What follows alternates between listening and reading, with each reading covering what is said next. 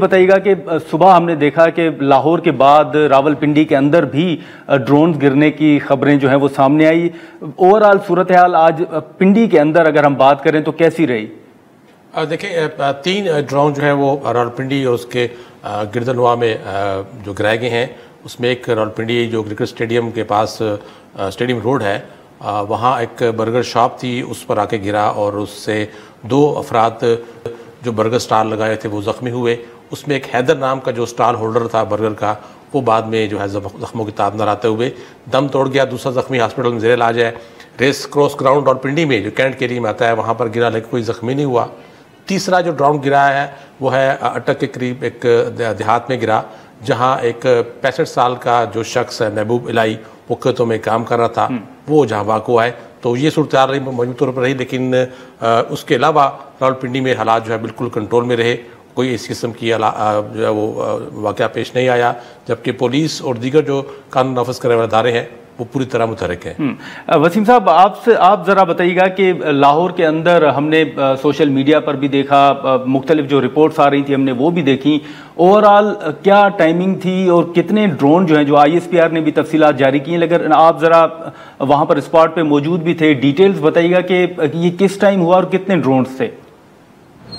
बहुत शुक्रिया नादर साहब। इसकी तफसील अगर मैं आपको बताता चलूँ तो आज सुबह दिन चढ़ते ही तकरीबन 6:40 से 45 मिनट पर यह पहला ड्रोन जो है वो सिक्योरिटी फोर्सेस ने मार गिराया। मैं इस टाइम इस वाल्टन रोड पे मौजूद हूँ, जहाँ ये सुबह जो है वो ये ड्रोन यहाँ बताया जा रहा है कि वो जासूसी के लिए यहाँ पर पहुँचा था, क्योंकि ये एक अहम तनसीबात है जहाँ पर ये ड्रोन जो है वो गिराए गए हैं। लाहौर में 3 मुख्तलिफ मुकामात पर 3 ड्रोन जो है वो सिक्योरिटी फोर्सेस ने बर वक्त कार्रवाई करते हुए इनको गिराया है। जो सुबह ड्रोन यहाँ पर गिराया गया है, तकरीबन वो 6:45 का टाइम था जब यहाँ पर उस ड्रोन की निशानदही की गई, तो फौरी तौर पर यहाँ पर सिक्योरिटी फोर्सेस ने उसको निशाना बनाया।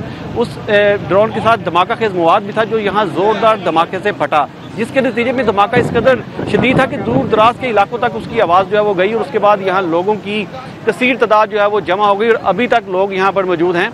उनकी तरफ से पाक फौज के हक़ में नारेबाजी भी की गई, लेकिन इससे कुछ देर बाद ही जल्लो के बैक साइड पर बरकी का इलाका है, जहाँ पर दूसरा ड्रोन जो है वो सिक्योरिटी फोर्सेस की तरफ से जो है वो गिराया गया। वो ड्रोन जब गिरा तो उसकी धमाके की आवाज़ भी जो है वो काफ़ी ज़्यादा थी, जो आसपास के लोगों ने सुना और उसके बाद मुकामी अफराद ने जो है वो पुलिस को भी इतला की गई। पुलिस और दीगर कानून नाफिज करने वाले इदारे जो हैं वो मौका पर गए, जिन्होंने जायब कुआ से शवाइद इकट्ठे किए और जो मलबा वहाँ से इकट्ठा किया गया उससे ये बात पता चली कि इंडिया से इस ड्रोन को जो है वो ऑपरेट किया जा रहा था और इसराइली साख्ता ये ड्रोन थे जिनको जासूसी के लिए यहाँ पर पाकिस्तान में अहम तनसीबात के करीब जो है वो भेजा गया था। इसके बाद तीसरा ड्रोन जो है वो DH जो है वो फेज़ 3 में जो है वो गिराया गया, जो वो भी एक ज़ोरदार धमाके से जो है वो ज़मीन पर गिरा, जिसके बाद वहाँ भी लोग जो हैं वो इकट्ठा हो गए। इसी तरह ये 3 मुकामात पर बर वक्त जो है वो कार्रवाई की गई, जिस पर इन 3 जो ड्रोन यहाँ पर इंडिया की तरफ से पहुँचे थे उनको मार गिराया गया। यहाँ लोग जो हैं वो लेकिन शकील साहब, आपसे मैं जानना चाहूँगा कि इस सारी सूरत हाल के दौरान हमने एक चीज़ ये भी देखी है कि फेक न्यूज़ जो है उसका बाज़ार हमें बहुत गर्म नज़र आ रहा है। हमने देखा कि फैसल मस्जिद के हवाले से कुछ सोशल मीडिया पर पोस्ट्स आई।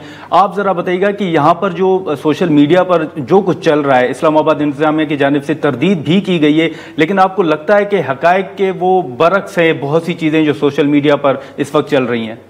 जी बिल्कुल ऐसा ही है। सुबह से ही आज इस्लामाबाद के हवाले से मुख्तलिफ अफवाहें गर्दिश करती रहीं। किसी जगह सिहाला में, तन्नोल शहर में, बारकों में धमाकों की इतलात जो है वो बताई जा रही थी कि वहाँ धमाके की इतला मिली, वहाँ मिली। इससे जो बड़ी खबर एक फेक न्यूज़ जो सामने आई वो ये थी कि फैसल मस्जिद के सामने एक आग लगी हुई है और बताया कि जा रहा था कि ये कोई ड्रोन गिरा है, लेकिन उसकी हकीकत ये थी। उसको फौरी हमने डिप्टी कमिश्नर इस्लामाबाद अरफान नवाज नेमत से रब्ता किया।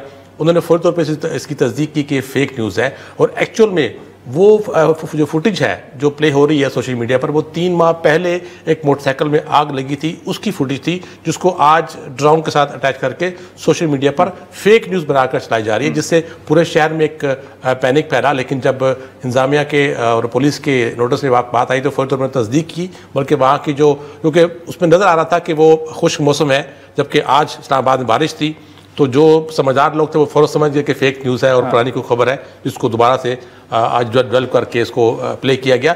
तो हम भी ये देख रहे हैं कि जो सोशल मीडिया पर इस तरह बहुत सी फेक न्यूज़ गर्दिश करती रही हैं, अतलात मौसूल होती रही हैं, लेकिन हम तो जो इंतजामिया हर पुलिस से बाकायदा तस्दीक करते रहे हैं हर चीज़ की, और फौरी रिस्पॉन्ड वो करते रहे हैं कि कौन सी खबर दुरुस्त है, कौन सी गलत है। हाँ, लेकिन शकील साहब, ये जो रावलपिंडी के अंदर जिस रोड का आपने जिक्र किया, ये तो स्टेडियम के बिल्कुल करीब नहीं है जहाँ पे इस वक्त PSL के मैचेस हो रहे हैं। एक तो वो बताइएगा कि क्या उस हवाले से भी कोई हुकूमत गौर कर रही है, इंतजामिया, और दूसरा इस्लामाबाद के अंदर सिक्योरिटी के इंतजाम के हवाले से क्या फैसला सामने आया है?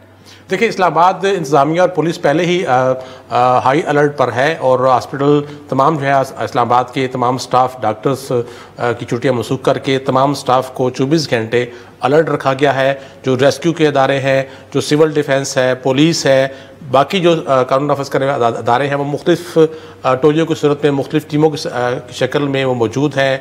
और सेफ सिटी में डिप्टी कमिश्नर इस्लामाबाद की हिदायत पर बाकायदा मॉनिटरिंग रूम बन चुका है, जो पूरे शहर की सूरत हाल को सेफ सिटी और बाकी जो कम्युनिकेशन निज़ाम है उसके ज़रिए उससे वो मॉनिटर कर रहे हैं। जबकि रावलपिंडी में जो आप पूछ रहे हैं, जो धमाका हुआ वो बिल्कुल स्टेडियम के करीब ही हुआ, लेकिन खुशकिस्मती थी उस वक्त कोई भी टीम वहाँ पर मौजूद नहीं थी। हाँ। वो होती तो शायद उससे पैनिक ज़्यादा फैलता, लेकिन चीज़ों को फौरी तौर पर कंट्रोल कर लिया। ठीक है वसीम साहब, आप बताइएगा कि इस वक्त जैसे हम फेक न्यूज़ का जिक्र कर रहे हैं, हमने मुख्तलिफ नोटिफिकेशंस देखे तालीमी इदारों के हवाले से भी, जिसकी तरदीद भी की गई सूबाई हुकूमत की जानिब से।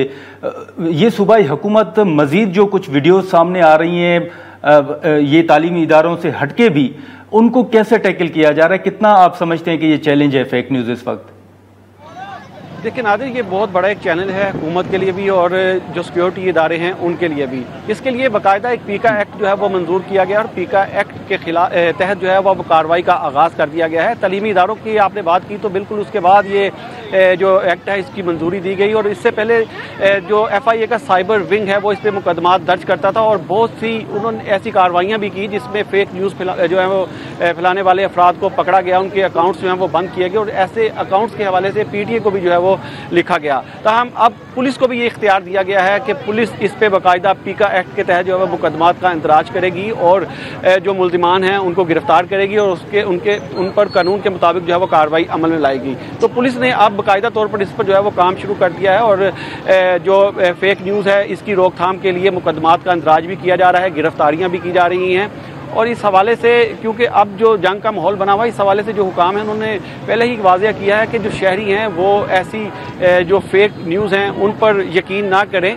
जो रिलायबल सोर्स हैं या जो मीडिया के चैनल्स हैं उनकी तरफ से जारी करता जो खबरें हैं वही खबरें जो हैं वो ऑथेंटिक हो सकती हैं, उन पर जो है वो यकीन किया जा सकता है।